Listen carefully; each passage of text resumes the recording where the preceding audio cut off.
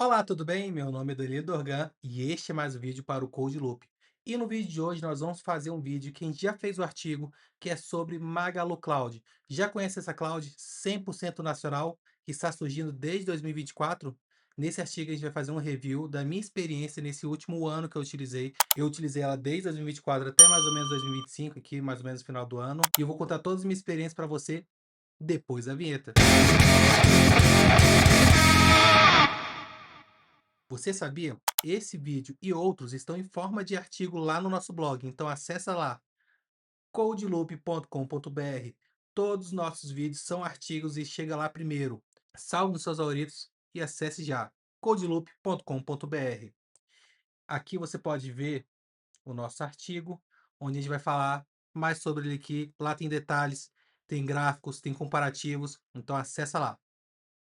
Então, chegamos finalmente no dashboard, no console da Magalu Cloud. Esse daqui é o painel hoje. Pode ser que quando você está acessando seja diferente. Para você fazer a criação de conta, a gente não vai mostrar no vídeo aqui, não é intuito, mas é bem simples. Não estamos mais naquela fase onde você tinha que mandar um e-mail para alguém, solicitar o contato e assim fazer a criação de conta. Tá bem simples, você pode simplesmente acessar, criar sua conta, dependendo, você vai precisar confirmar seu cartão de crédito, coisa assim, coisa padrão. Aqui a gente vai mostrar os recursos e vamos fazer uns comentários em cima desses recursos. Atualmente, o que que você pode fazer no painel da Magalu Cloud? E lembrando, nesse vídeo eu vou focar somente no painel. Se você quiser ver como que a gente pode explorar tanto a CLI quanto o Terraform, deixa aqui nos comentários que a gente pode fazer um vídeo do recurso que você quer ver, do projeto, se você quer ver algum projeto com Kubernetes, banco de dados e afins, deixa aqui que a gente pode fazer uma série de vídeos sobre. Então, logo no painel de cara, você consegue ver os recursos principais. Aqui a gente tem, por exemplo, criação de máquina virtual, Object Storage, like S3, né, como podemos chamar assim, Blob Storage para nossas VMs, Kubernetes, Data Sources e o seu SSO ou a IAM, como eles estão chamando aqui, que é o Thurio. Além desses recursos, você tem diversos outros recursos. A gente vai primeiro navegar um por um, mostrar como é que foi minha experiência, pós e contras e alertas que você precisa ter antes de criar o seu recurso. A Magalu, ela conta com duas regiões, sendo ela Nordeste e Sudoeste. Para facilitar, a gente vai criar no Sudeste, mas você pode criar na região mais próxima de você para questão de latência e afins. Vamos começar então a criação de uma máquina e ela é bem simples. Aí a gente precisa selecionar a nossa zona de disponibilidade. Você pode ver que atualmente para o setor sudoeste você pode criar na A, B ou C. Vamos selecionar o A aqui e selecionar a nossa máquina, o nosso sistema operacional. Vamos selecionar aqui 2404, um Ubuntu padrão. Vamos selecionar agora o flavor da nossa máquina, qual é o shape dele. Vamos falar que ele precisa de pelo menos 20 gigas. Aqui a Magalu está separando em três formatos aqui, que seria low memory, standard memory e high memory. Para os nossos testes a gente vai deixar sempre que é uma configuração equilibrada, digamos assim. E aqui a gente já tem a nossa configuração, ela é 2 vCPUs, 4 GB de RAM e, vamos botar aqui, 20 GB de HD. Essa máquina, por mês, ela vai me custar R$ 92,99. Vai custar alguma coisa a mais? Se você não tiver tráfego de saída, o que é bem difícil, já que esse é o objetivo de uma máquina, você não vai pagar nada além disso. Então, resumindo, você vai pagar este valor além do tráfego de saída, o que já é um padrão de mercado. Vamos selecionar se eu preciso de IP público ou se eu vou acessar somente com IPv6.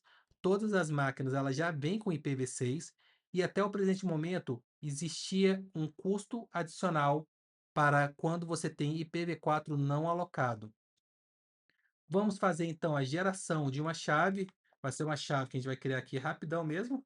Se você não sabe criar uma chave SSH, eu recomendo que você acesse codeloop.com.br. Lá a gente tem um vídeo onde a gente mostra desde o básico como fazer a criação de chave até algumas dicas bem interessantes, como utilização de alias, configuração e afins. Mas como a gente quer uma chave bem simples, a gente vai simplesmente botar aqui, ó, Kenji, e vamos, digitei errado, vamos botar SSH Kenji e vamos simplesmente passar o caminho que a gente quer. Caso eu vou criar uma chave exclusiva para esse vídeo, então eu vou botar aqui, ó, ID, canal, Vou pegar aqui a nossa chave pública, que é a chave pública que a gente vai utilizar para acessar o SSH. Vamos dar um cat nele aqui. Vamos colar. Vamos copiar todo o conteúdo da chave pública. Vamos colar aqui.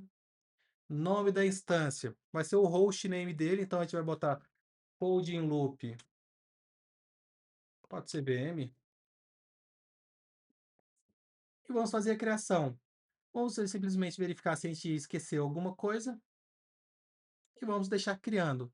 Enquanto a nossa máquina está criando, vamos deixar aqui recursos que a gente pode é, colocar em volta da nossa máquina. Por exemplo, a gente pode acessar aqui o bloco Storage e fazendo isso você pode criar um disco, um volume adicional que você pode utilizar naquela máquina.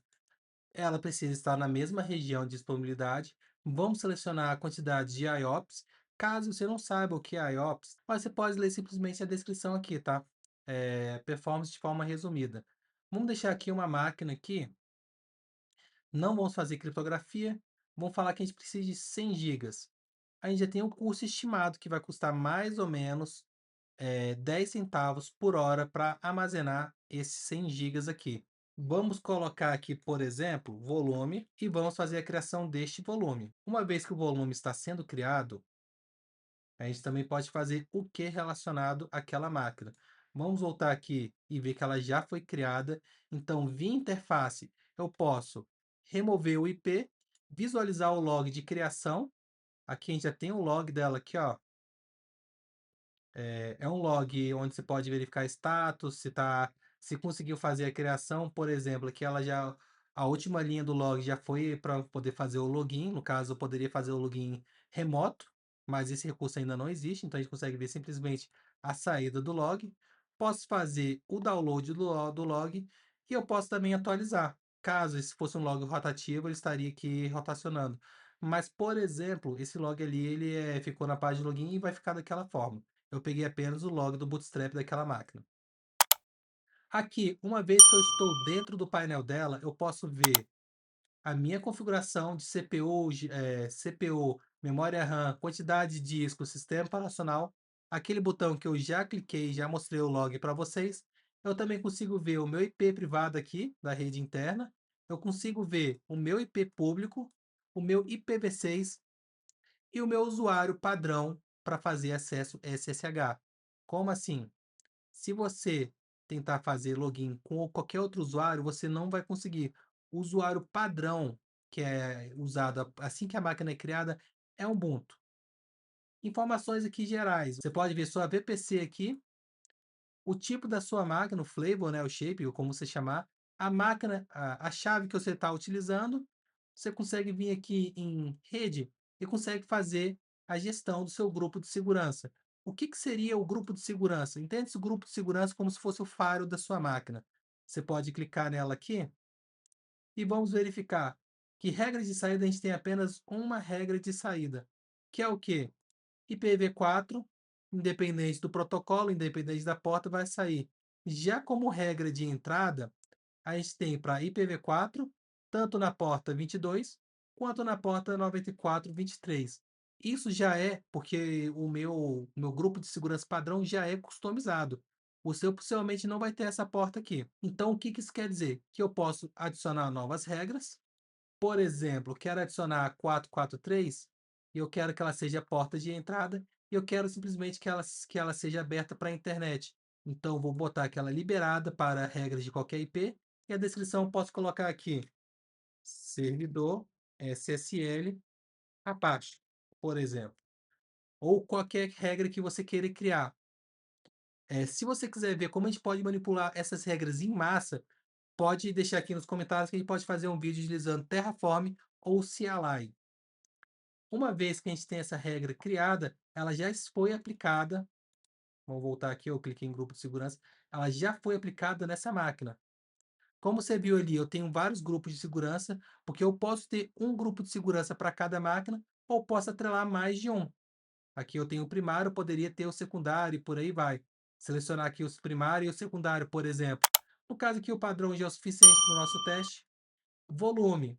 Eu poderia anexar aquele volume, como eu mostrei para vocês. Vou fazer isso aqui daqui a pouco. E o que mais você pode fazer numa máquina virtual? Via interface, tá? Você pode fazer bem mais coisas ali em terminal ou até mesmo via Terraform. Você pode fazer o resize dela. O resize, ele é sempre aumentando o seu disco ou mantendo ele como tá, ou trocar o shape. O shape ele pode ser para menos ou para mais. Só o disco que você não consegue fazer um downgrade. Então você pode ter um cenário que para determinada demanda, como ele é cobrado por hora, você pode ter determinada demanda que você vai precisar de mais CPU e no restante você vai precisar de apenas 1 GB, por exemplo. Nesse caso você consegue fazer o upgrade por 2, 3 horas, se for necessário. No final dessas horas você poderia voltar para o seu fluxo padrão de trabalho. É permitido fazer isso aqui. Além disso, você consegue criar um snapshot. Snapshot é como se fosse um backup manual, é um backup manual, né? E essa é a nossa principal desvantagem em relação às concorrentes, que é a possibilidade de fazer backup automático. O que eu mais sinto falta aqui é eu deixar ele agendado para toda segunda-feira, às 4 horas da manhã, fazer um backup e ter retenção de 7 dias. Atualmente não é possível fazer isso desta forma. Eu teria que fazer um cron job, alguma automação por fora, para que eu pudesse utilizar o CLI, que vem aqui e engatilha aqui, por exemplo, a minha criação de snapshot. Ele recomenda que a máquina esteja desligada, porém isso não é um impeditivo. Eu posso deixar a máquina ligada, porém aquele padrão. Se eu faço um snapshot com a máquina ligada, eu posso ter inconsistência de memória, o que pode acabar comprometendo o meu snapshot. Como essa não é uma máquina produtiva, eu vou fazer com ele ligada mesmo. E agora, o que mais que você pode fazer? Já vimos como você pode criar um blob storage.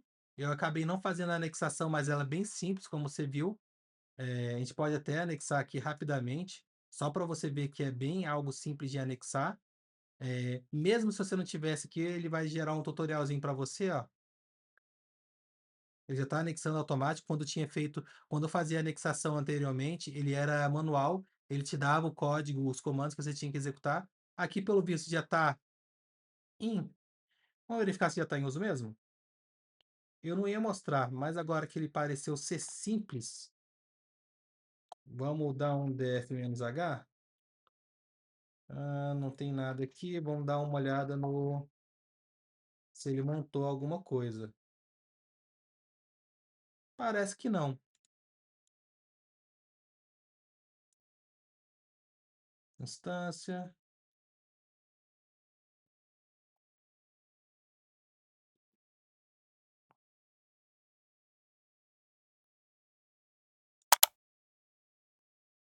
Hum, não anexou ainda porque eu acho que ele ainda está em criação. Vamos dar F5 aqui porque eu acho que ele ainda está criando. Vamos avançar aqui para o que mais a gente pode criar. Você também pode fazer a criação de buckets, que é do tipo compatível com S3. Então vamos fazer a criação de um bem simples aqui.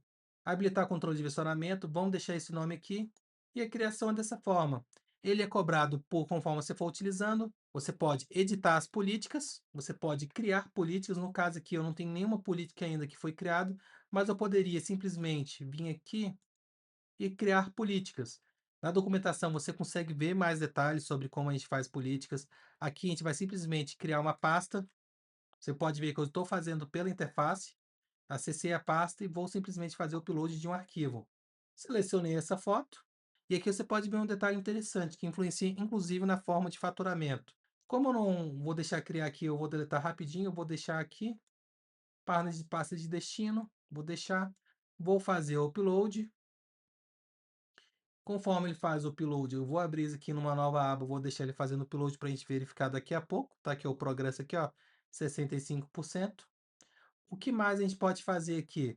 A gente consegue fazer a criação de um database como serviço. Antigamente, quando eu estava utilizando mais ativamente, a gente tinha basicamente a versão do MySQL. Agora você também consegue fazer a versão do Postgres. Vamos verificar então aqui quais são os shapes que a gente pode utilizar.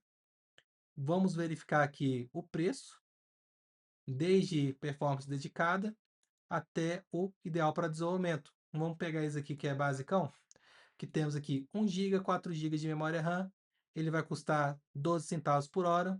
Para mim que não vou fazer nenhum tipo de uso é mais do que suficiente. E eu vou colocar apenas 20 GB. Ok, é mais do que suficiente para mim. Login, vou colocar aqui, vou colocar uma senha. Pedir aqui para gerar uma senha para gente. E aqui era o que eu falei sobre questão de máquina virtual, tá? Snapshot automático. É isso que eu estou sentindo falta lá, que tem aqui. Eu poder falar quando que será feito, aqui ele vai fazer backup diário, inclusive, e qual será o tempo de retenção. Fica a dica aí para o pessoal da Magalu pra também fazer isso numa máquina virtual. No final, a gente tenta usar aqui um Debive, alguma coisa assim, vamos tentar acessar esse banco aqui, ver como é que funciona. Além disso, o que você pode fazer? Você pode fazer a criação de um cluster Kubernetes. Temos aqui a versão recomendada. Vamos selecionar o pool. Vamos botar aqui, ó, K8S, nomezinho padrão. Aqui a gente tem o preço do tipo da família. Vamos selecionar aqui um básico aqui para gente. Aqui daqui eu já vou até falar para você, nome do pool. Ele falou que esse nome é inválido. Então, vou botar code loop load. Tem mais 5 caracteres, ele vai. Vamos falar que ele auto scale e que o mínimo é 0 e o máximo é 1. Padrãozinho. Ah, ele não deixa 0. Tudo bem, no mínimo 1, no máximo 1. E aqui a gente consegue ver a estimativa mensal. Aqui tem uma coisa que diferente das outras clouds, que é a taxa de gerenciamento. Independente da minha taxa de suporte, de eu querer um suporte avançado ou quiser uma coisa mais básica, eu vou pagar aqui a taxa de gerenciamento, que aqui embaixo até fala, que é taxa de gerenciamento por cluster, que é de 45 centavos por hora. No final, eu estaria pagando esses R$ 500 por mês. Está pendente. Vamos voltar aqui para o nosso painel inicial. Vamos verificar aqui. Já fizemos o upload. Vamos ver se a gente consegue acessar esse arquivo aqui. Já consigo fazer o download aqui, ó. Download, não vou baixar. Certinho, está armazenado, está no nosso S3. Então já tem praticamente todos os principais recursos. Porém, tem recursos que estão ocultos. Container Registry é essencialmente útil para você que trabalha com Docker. Então vamos criar aqui o nosso Container Registry, Code Loop Docker. Por exemplo, nomezinho, uma vez que está aqui, a gente já pode ver ele. Ele não tem nenhuma imagem, eu teria que usar o doc, fazer o build de alguma imagem. Para não ter que fazer isso, eu vou acabar deixando ele simplesmente aqui. Depois a gente pode aprofundar no vídeo mais completo, mas a princípio fique sabendo que ele também, que a Magalu também tem Container Registry. Ela não colocou aqui o preço, deixa eu verificar se tem aqui. Ela realmente não colocou o preço. Na documentação deve ter o preço. Vamos até dar uma olhadinha aqui no Saiba Mais.